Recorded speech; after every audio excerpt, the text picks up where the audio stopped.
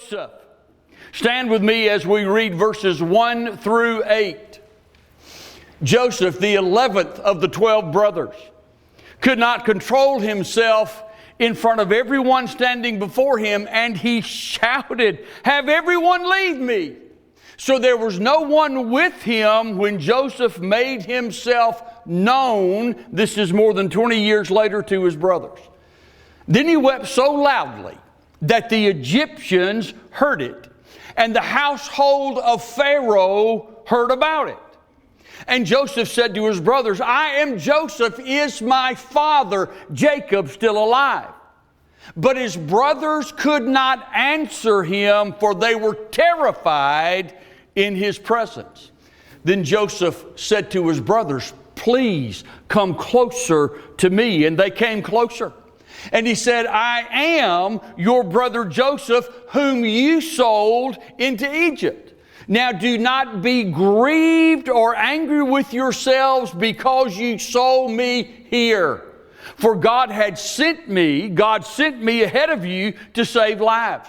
For the famine has been in the land these 2 years, and there are still 5 years in which there will be neither plowing or harvesting. So God sent me ahead of you to ensure for you a remnant on earth, and to keep you alive by a great deliverance. Now therefore it was not you who sent me here, but God.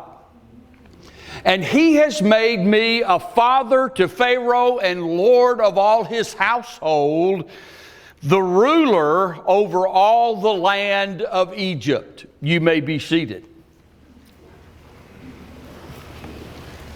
These brothers, standing in the presence of Joseph, whom they had not seen for more than 2 decades and whom they had not recognized even up until now. Joseph ordered the Egyptians to go out, leaving him alone with his brothers. It was impossible for him to reveal himself before others. He needed the secrecy or the sacredness of privacy for so special and noteworthy an occasion. Now, it is not difficult to understand Joseph's tears as he wept so loudly that not only did the nearby Egyptian servants hear it, but Pharaoh's household heard about it. His feelings that had been pent up for more than 2 decades now burst forth. And the true man who has gone from being a teenager to an adult man now burst forth, and his true character is revealed. Overcome and vanquished by his own love for his brothers and yes, for his daddy, he could control himself no longer. Verse 3, he exclaimed, "I am Joseph. Is my father still alive?" Well, his first thought was about his aged father Jacob, who had loved him. And of course, though he thought Joseph was dead, still loved him. Joseph loved his daddy, and whose love neither had forgotten. So how did these brothers respond? Learning that they had been and were now standing before the second most powerful man in the entire world. Verse 3 tells us that they simply could not answer him. Their system was shocked, and they probably were frightened to death. And no wonder.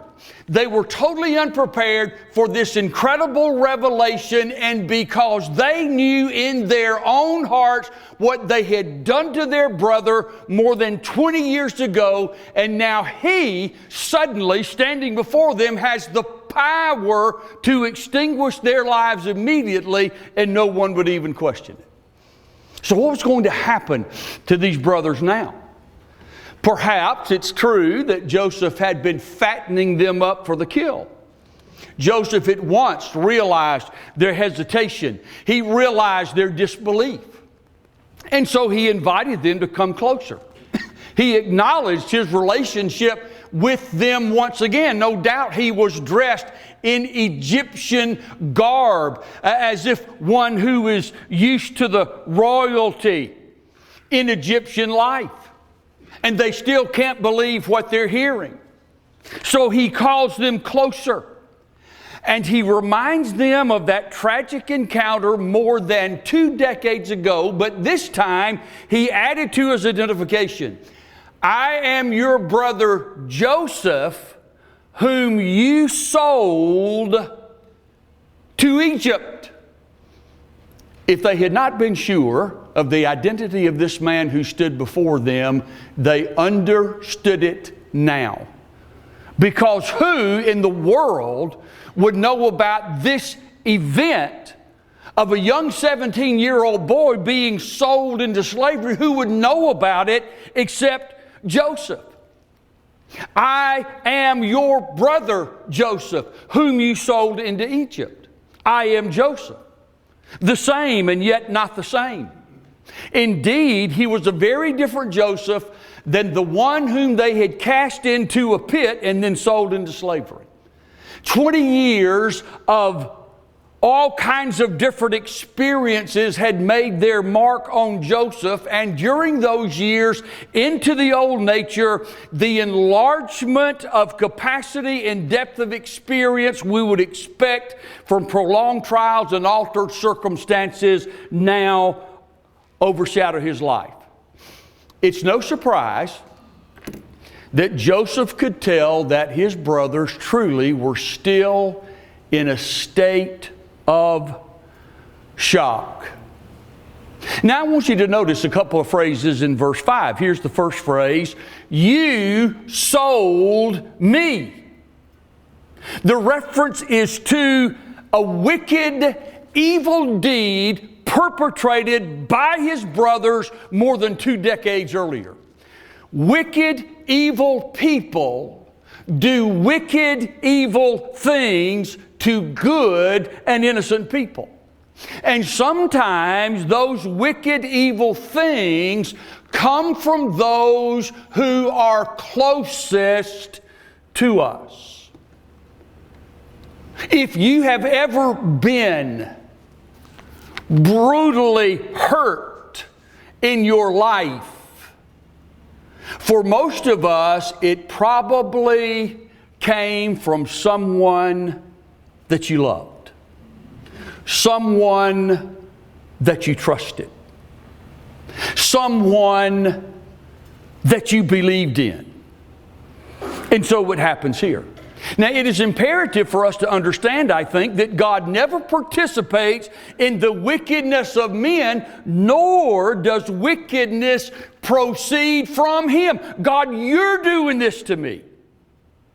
You are behind this. And I was talking with someone just a little bit ago, and terrible things happen, and they become angry with God.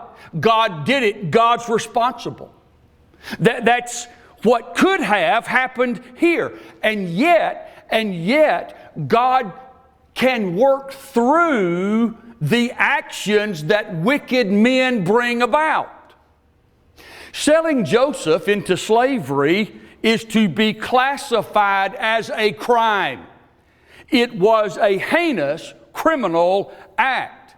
Yet, and this yet is huge, yet, a divine plan emerged in the midst of it. The first phrase, you sold me. There are wicked people in this world, and they will hurt you. Here's the second phrase, God sent me ahead of you. God sent me ahead of you. Say that with me. God sent me ahead of you. By looking through second causes to God, who is the first cause, we can trace all events to our Heavenly Father and all-wise being. In Ephesians chapter 1, verse 11, Paul wrote, God works all things in accordance with the plan of His will. And in that plan, God brings good out of evil. It's not that evil is good, it is not. But God can bring good out of evil and order out of confusion.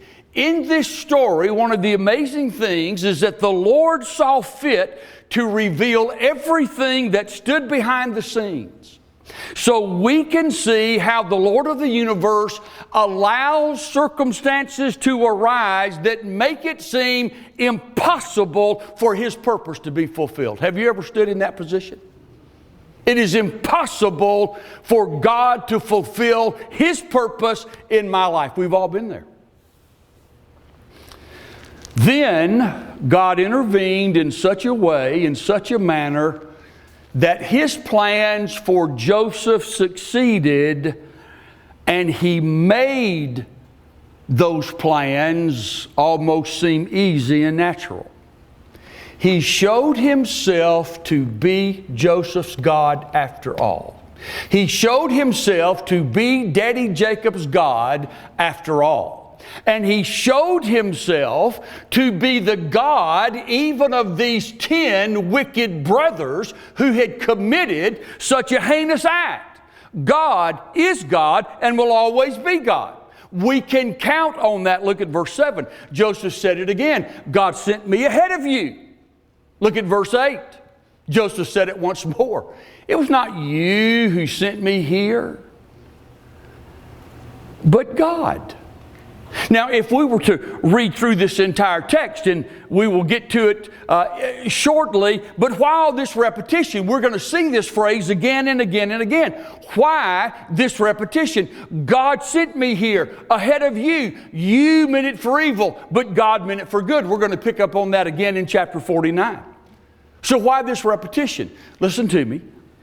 It is to help our small minds grasp the great truth and to be held in that truth. The brothers had indeed sold him into slavery. But, and this is a big one, God interjected Himself into Joseph's life through every year and every event. Are we then to believe that men are justified in their iniquities? Absolutely not. I want you to hear this. Each person is individually responsible for his or her actions, but the principle being laid out here, it's not meant to be a comfort for evil behavior, but it is meant to be a motivation for those who have entrusted their lives to God. Do you believe your life has been entrusted to God? Now watch this. God doesn't choose evil. God never chooses evil, but He uses evil when it occurs.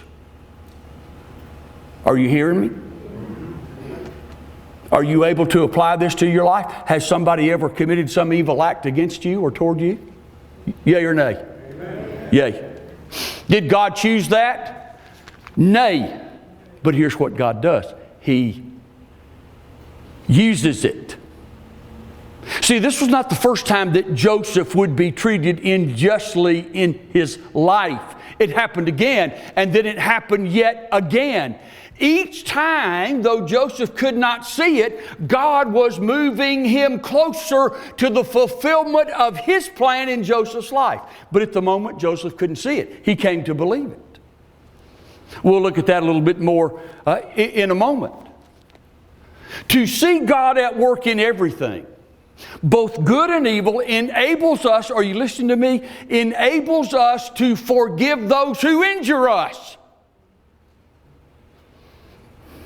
Have you ever been injured? Have you found your way to forgiveness? Thank you for the honesty over here. Whoever said it. Sure. God is at work in everything. Now, this does not incline us to condone wrong behavior as if this person were forced to do what they did and just had no choice. They don't get to stand before God and say, well, you know, it was just something I had to do, and so I did it, and it's really your fault. That doesn't work.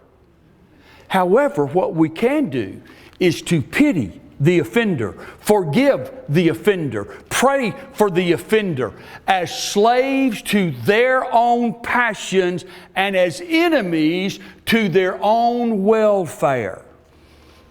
At the same time, we can see them as real, though unwitting benefactors to our lives. That's how God works. This is exactly how Joseph viewed what his brothers did to him.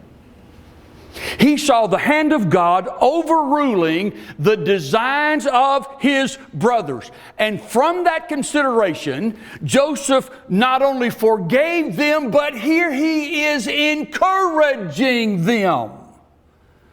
Whatever had been the intentions of his brothers, God employed their misdeeds to accomplish his own gracious purposes. Some of you may remember Darrell Stingley. Dan, I'm sure you remember Darrell Stingley, although you weren't that old when he was injured. Played for the New England Patriots as a wide receiver. On August the 26th, 1978, during a game with the Oakland Raiders, defensive back Jack Tatum violently attacked Darrell on one particular play, leaving Darrell permanently paralyzed. Until his death in 2007, Darrell remained a quadriplegic. That means nothing moved from the neck down. Jack Tatum did not and has never said he was sorry for the hit. And in fact, in Jack Tatum's book, they call me assassin. Tatum boasted of the excessively aggressive tackle.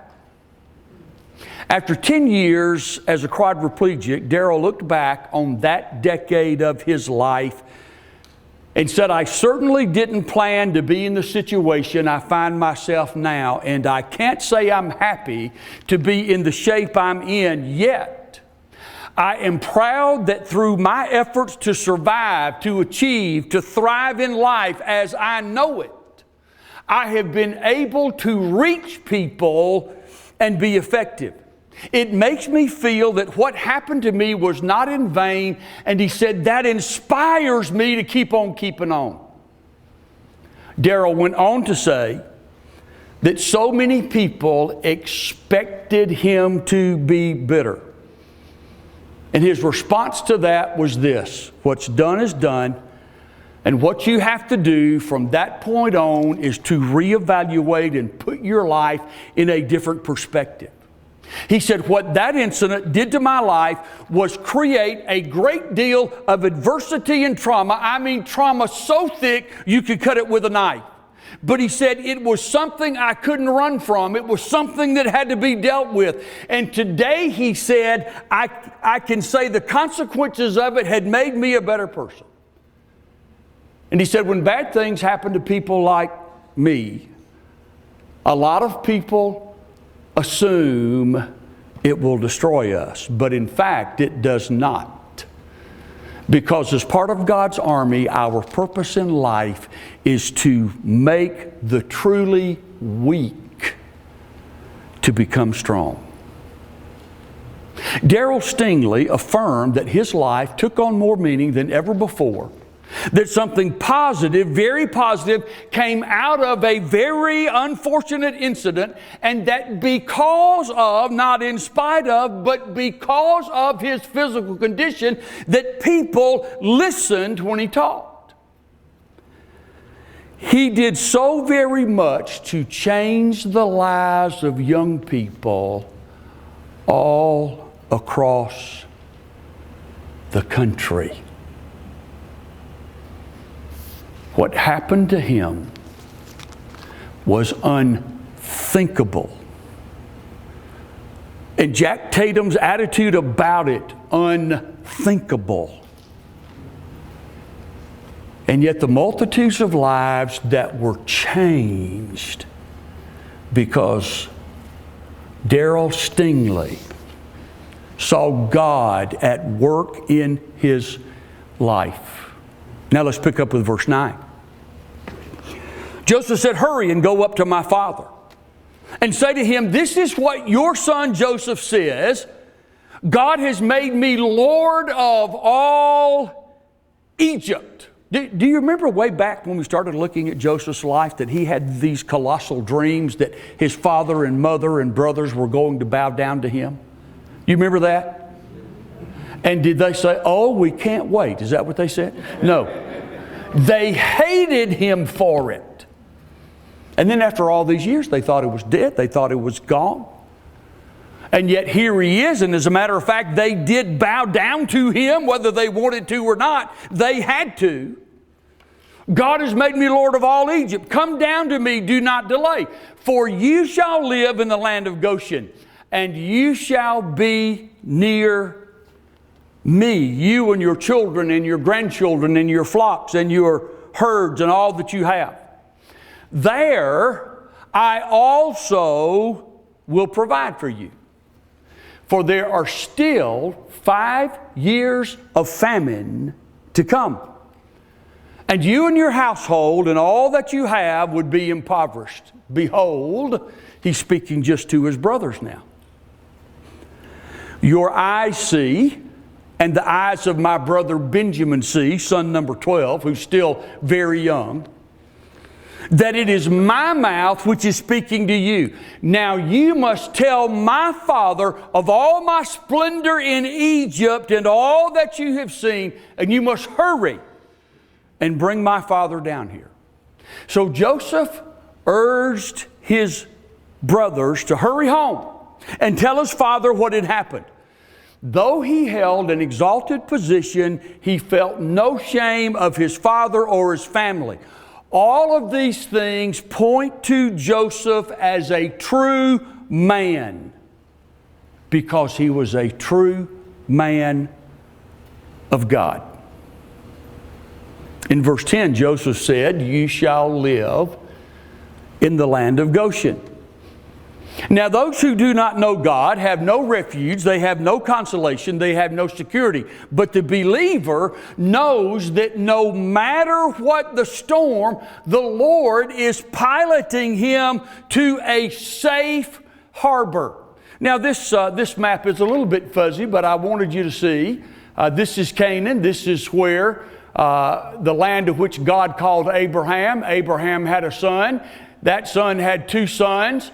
And then one of those sons had 12 sons. That was Jacob.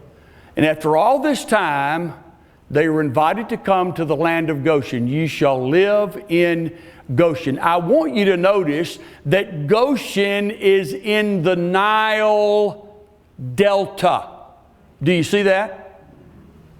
He did not put them out in these desert regions, but he put them in one of the choicest places in Egypt, which happened to be Goshen.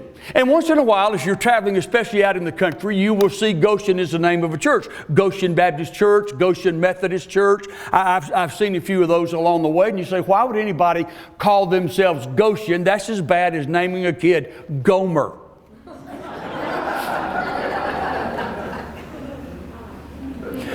But Goshen, the Nile Delta, if they were going to find prosperity anywhere, it would be there. You know what the psalmist said? He said, we will not fear though the earth shakes, though the mountains slip into the heart of the sea. Now, we may not know the precise details and whether we will be caught in the next day or next week or next year in some calamity. But here's what we know. We know that everything is going to be precisely as our Heavenly Father deems best for us. And when we know that, we are kept in perfect peace as our eyes are stayed upon Him. Does anybody know what, is it Isaiah 26:1 says? 26:3. 26. What a show off. Oh no, it's too late.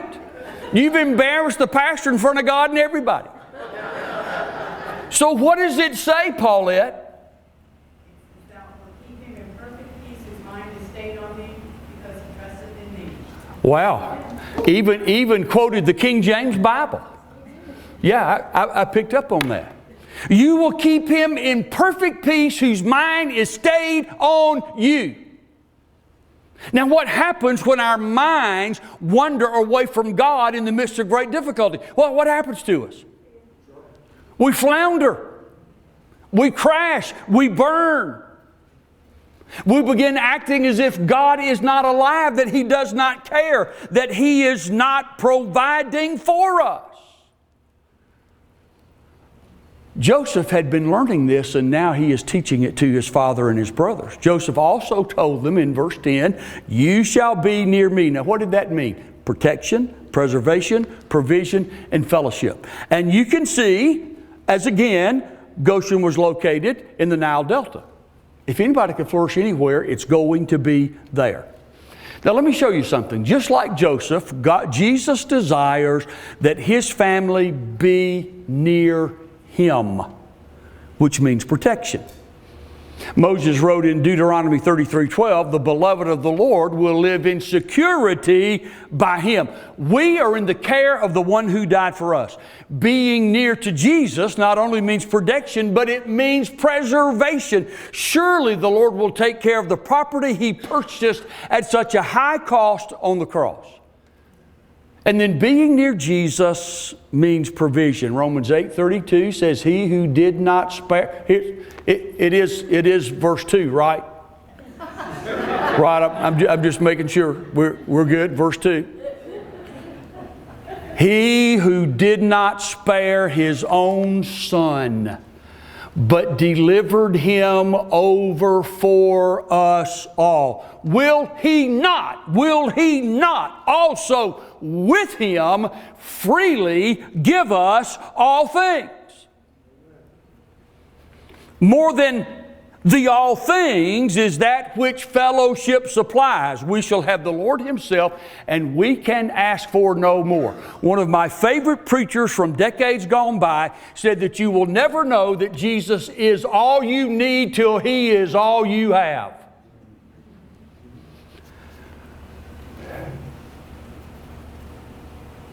Has He ever been all you've got? Check out verses 14 and 15. "Then he, Joseph, fell on his brother Benjamin's neck." Remember, this is his first sighting of his brother Benjamin. When Joseph was sold into slavery, Benjamin had not yet been born. "Then he fell on his brother Benjamin's neck and wept. And Benjamin wept on his neck.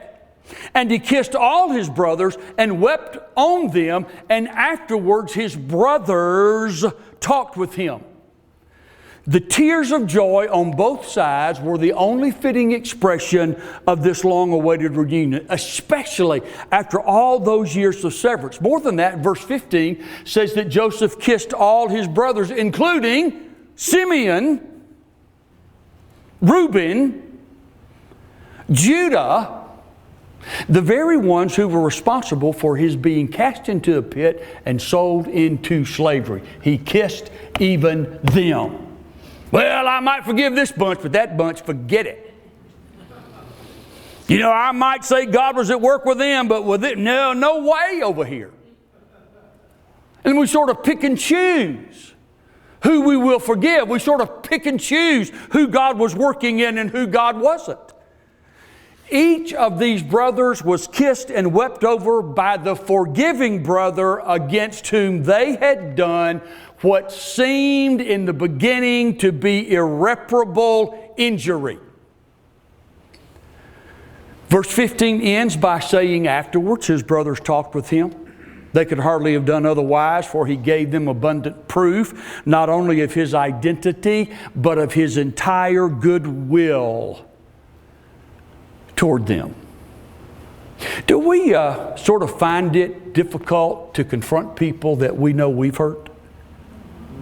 Have you ever had an opportunity to be in someone's presence that you know you hurt? Is that something you just say, "Thank you, Lord. Thank you for letting me be in the presence of this person who I insulted, who I hurt, who I wounded"? And yet here is Joseph expressing entirely good will, even to the three worst among them. So let's move on to verses 16 and 20 to 24. Now when the news was heard in Pharaoh's house that Joseph's brothers had come, it pleased Pharaoh and his servants. And Pharaoh said to Joseph, say to your brothers, do this. Load your livestock and go to the land of Canaan and take your father and your households and come to me, and I will give you the best of the land of Egypt, and you will eat the fat of the land. Now you are ordered, do this. Take wagons from the land of Egypt for your little ones and for your wives, and bring your father and come. And do not concern yourself with your property, for the best of all the land of Egypt is yours. Wow, what an offer. Then the sons of Israel did so. And Joseph gave them wagons according to the command of Pharaoh, and he gave them provisions for the journey. To each of them he gave changes of garments. You know, they had to change clothes often when they lived in the desert. Some of us might take that to heart. But to Benjamin he gave 300 pieces of silver and 5 changes of garments. And to his father he sent the following: 10 male donkeys loaded with the best things of Egypt, 10 female donkeys loaded with grain, bread, and sustenance for his father on the journey. So he sent his brothers away, and as they parted, he said to them, do not quarrel on the journey. Do you know when my wife and I are most likely to quarrel? It's on the journey between here and home. Any of you ever found that to be true? And I think I told you once, so we just started coming in 2 cars. Took care of it. Do not quarrel on the way home. The news that Joseph had been reunited with his family pleased Pharaoh and all his servants. Now, in these recent chapters, we have not mentioned the king. But there must have been something fine about his character. He urged Joseph to send a hearty invitation to his father and family to come to Egypt and to be assured of royal protection and favor. In verse 20, the king told them, look, don't be concerned about your goods. That is, they were not to have anxiety about the property they were leaving behind, since everything in Egypt would be at their disposal. Indeed, God admonishes us never to be so consumed with our possessions that we fail to move into the arena of His greatest blessing. So each man received changes of clothes. Benjamin received 300 pieces of silver, 5 changes of clothes. Perhaps as compensation for the anxiety he had endured as a result of the silver cup being found in his possession. Sending also a generous gift to his father, a mark of courtesy and assuring proof that the brothers indeed had found Joseph. Now I want you to notice again Joseph's parting counsel in verse 24. Do not quarrel on the journey. Is he remembering their quarrelsomeness of old? Is he taking a subtle shot at them? Or is he afraid that they might not readily accommodate themselves to the new experiences that they had had and the forgiveness that he offered when they left him and were once more by themselves? Because frankly, it was difficult for them to believe this offer of gracious forgiveness to them. Now, we're going to see that they were by no means so thoroughly conformed to their new state of affairs as to make such counsel altogether unnecessary. It was also strange and unlike their former days. But suddenly and unexpectedly, a new and wonderful vista had opened before these men. Look at verses 25 to 28. Then they went up from Egypt and came to the land of Canaan to their father Jacob. And they told him, saying, Joseph is still alive. And indeed, he is ruler over all the land of Egypt. But he, Jacob, was stunned, for he did not believe them. When they told him all the words of Joseph that he had spoken to them, and when he saw the wagons that Joseph had sent to carry him, then the spirit of their father Jacob revived. Then Israel said, it is enough. My son Joseph is still alive. I will go and see him before I die. So how did Jacob respond at the news about Joseph? Stunned? Didn't believe them? Can you blame him? But when he saw the wagons, the equipment of a royal diplomat, he knew there must have been truth to their words. Now some people criticize Jacob for not believing his sons.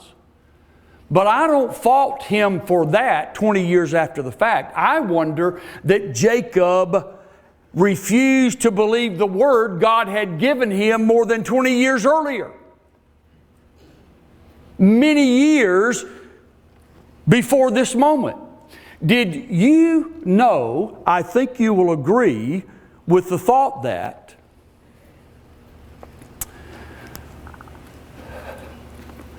time has a way of diminishing the promises of God.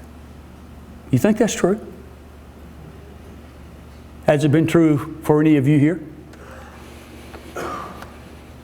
The longer we go, the less we believe the promises of God. And that's what seems to have happened to Jacob. At least in our minds, they diminish, but not in God's minds. He never forgets a promise. He always fulfills His promises. Now, when we begin our study of Joseph's story, I told you that a lot about his life foreshadowed the life of Christ. In chapter 44, we see some of the truth concerning the revelation of Christ to the individual soul. First, we see the fullness of the revelation. Joseph's manifestation to his brothers was the disclosure of one whom they had rejected, but one whose love remained all through the years. It was love stooping. It was love conquering. It was love blessing. The condescension of love for the purpose of lifting up the lives of others is one of the most beautiful features in the human life, and much more it is when we think of divine love. The highest serves the lowest. And God's love expresses itself in self-sacrifice on behalf of mankind. The foreshadowing of Christ. Second, we see the method of the revelation. It was personal. I am Joseph. That reminds you of anything Jesus said? Before Abraham was, I am. And so it always is. The revelation is not of a truth or an institution or philosophy or a code of ethics, but it is the revelation of a divine, loving person. And so many people who name the name of Christ and call themselves Christians have been serving the ritualistic for decades, and they've missed the relationship that's offered in Jesus Christ. Third, we see the power of the revelation. There's no word of reproach. It was not, now you boys, I've been waiting 20 years, you're really going to get it now. No reproach, no anger, only encouragement. And listen, how like God that is. I mean, we all deserve the reproach of God, don't we? Don't we? Sure. But no reproach on the part of God. But the one who is apart from Him becomes conscious of the love of God towards him. In this revelation of Joseph to his brothers, they found their true life. Up to this time, they had been haunted with the ghost of their former crimes. And they had tried to leave it behind them. But it didn't happen for them until now. Yes, their characters were improved, for this we are grateful, but their sin clung to them as it often clings to us, and at almost every turn these brothers were reminded of what they had done. And about the time God gets ready to use us, then Satan just whispers in our ear, God can't use you. You remember what you did. But after this revelation of Joseph, new hope sprung into their lives, and they found peace in regard to their sin. Fourth, we see the responsibility of the revelation. Joseph gave his brothers a commission, did he not?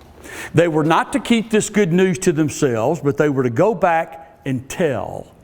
In the same way, when we are reconciled to God, we receive a commission. That is the Great Commission. It is for us to go. What do we tell? As the brothers were to tell Jacob that Joseph was alive and ready to receive him, so we tell others that Jesus is alive and ready to receive all who come to him. That's what we tell. Jesus is alive. Do you believe that? That's what we tell. Jesus is ready for you to come to him. Do you believe that? That's what we tell. Now, the title of tonight's message answers this question: is there hope in truth? Now, if you have not figured it out already, I want to offer something wonderfully hopeful to you for the future. And you may want to write, after everything I've said, you may want to write these things down. And really, I had completed this study yesterday, and I was reviewing today, and I came to the end, and it was just like a huge window opened up. And I said, I've got to tell the folks. There is hope in the hurt. Here's number one. There is the life-changing event. Joseph said in verse 5, you sold me here. I'm in this situation because of you. His life changed in a moment. Life-changing events will come to us, for better or worse, they will come. They came for Joseph. Not just this once, but they came again. They would come for Moses down the line. They would come for Samson. They would come for David. They would come for Jeremiah. They would come for Isaiah. They came for your parents, and they will come for you and me. There is some life-changing event that one day everything is wonderful, and then the next day it's all different. Second, there is the life-changing perspective. It was not you who sent me here, Joseph said in verse 8, but God. Not you, but God. Not you, but God. Can you get your head wrapped around this life-changing perspective? God rules and God overrules. If there is not hope in that, then there is no hope ever. It is not any life-changing event that destroys us. It is our perspective. And here we see a man who had a life-changing perspective. Not you, but God. Not that boss, but God. Not that neighbor, but God. but God. Third, there is life-changing time. Joseph said in verse 5, God sent me here ahead of you. Time was the key ingredient. Now listen to what I'm about to tell you. Our problem is that we always see time as running out. For both Jacob and Joseph, it took more than 20 years, but at last they saw God had been working all along. Well, I just don't have that kind of time, really. When did God die and leave you in charge? Time backward is not the issue, but time forward. And time forward is not in our column, but it is in God's column. You believe that?